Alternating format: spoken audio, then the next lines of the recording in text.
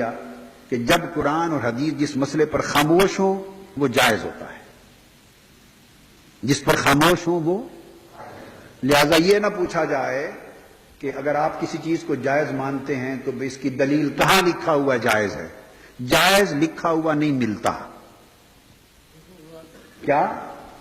اب یہ فقہی مسئلہ اسلامک لا کا، شریعت کا، فقہ کا، جائز لکھا ہوا نہیں ملتا، ناجائز لکھا ہوا ملتا ہے۔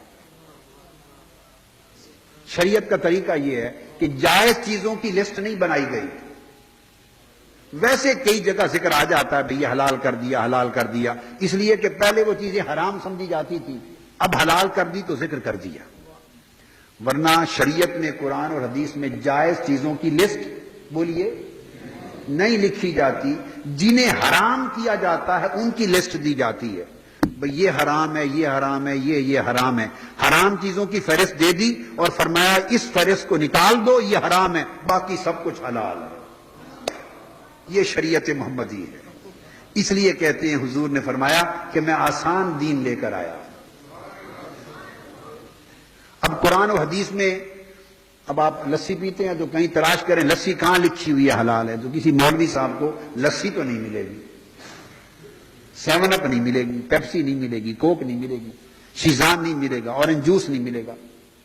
لاکھوں چیزیں جو ہم کھاتے پیتے ہیں، اگر ہر چیز جو جائز ہے یا نہیں، کہاں لکھا ہے جائز ہے، اس کی فہرست دیکھنا شروع کر دیں تو پھر آپ کی تو زندگی عذاب بن جائے۔ ہر جائز چیز کا ذکر نہیں ہوتا، تو قاعدہ کیا ہے؟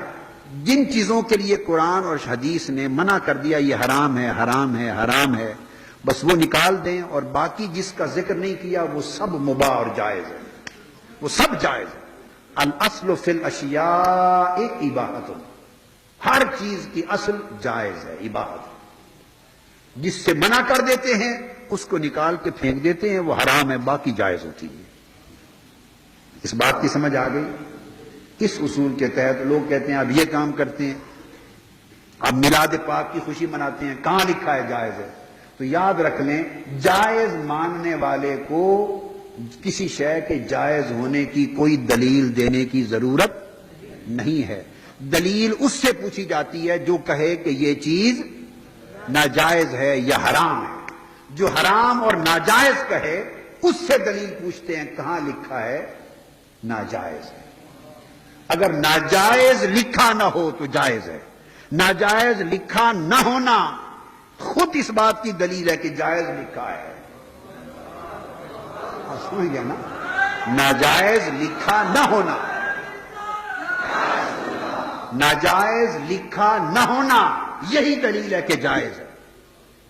اگر ناجائز ہوتا، حرام ہوتا تو لکھ دیا جاتا، حرمت علیکم المیتۃ، حرام کر دیا گیا تم پر مردار اور خون اور خنزیر اور فلاں اور فلاں اور فلاں اور فلاں، 14 چیزوں کی لسٹ ہے، 10 چیزوں کی لسٹ ہے، 12 کی لسٹ ہے، 9 کی لسٹ ہے، جو حرام ہے حرام کر دی گئی۔ مائیں تم پر نکاح کے لیے ماں حرام ہے، میری بات سمجھ گئے نا؟ بہن حرام ہے، بیٹی حرام ہے، پھوپھی حرام، سب لکھ بیان کر دیا، تو حرام حرام کا ذکر کر دیا۔ اس سورہ نساء کو پڑھ لیں تو جن سے نکاح جائز ہے اس کی بھی کوئی لسٹ ہے، لکھا ہوا ہے بھی ہاں کزن سے، چچا زاد بہن سے جائز ہے، لکھا ہوا ہے کہیں قرآن، چچا زاد سے جائز ہے، پھوپھی کی بیٹی سے جائز ہے نکاح، خالہ کی بیٹی سے جائز ہے، چچا کی بیٹی سے جائز ہے، پڑوسیوں سے جو رشتہ دار نہ ہوں جائز ہے، دوسری برادری میں جائز ہے، ہر جگہ 1000 رشتے جائز ہیں۔ کوئی ہے کوئی لسٹ اس کی؟ بھئی یہ جگہ نکاح کرنا جائز ہے، کوئی ہے لسٹ؟ نہیں۔ کیا کہا؟ احل لکم ما وراء ذالکم، فرمایا بھئی لوگو قد فصل لکم ما حرم علیکم، جو حرام تھا، یہ قرآن کی آیت پڑھ رہا ہوں، جو حرام تھا ہم نے کھول کر تمہیں بتا دیا۔ وَأُحِلَّ لَكُم مَّا وَرَاءَ ذَلِكُم، بس جو حرام تھا بتا دیا، اس کے علاوہ جو کچھ ہے حلال ہے۔ تو ہر ایک چیز کا قاعدہ یہ ہے، ہر ایک چیز کا قاعدہ یہ، تو جو بیان نہیں کیا اس کی کھلی اجازت ہے۔ یہ ہے شریعت محمدی کا فلسفہ۔ اب اس لیے سمجھ میں آتی ہے نا کہ بات کہ حضور کی شریعت ہر دور میں قابل عمل ہے کہ نہیں؟ اس لیے کہ ممنوع چیزوں کی لسٹ کم ہے اور جس کو منع نہیں کیا وہ باقی سب کچھ جائز اور مباح ہے. اس لیے ہر دور میں اسلام قابل عمل ہے.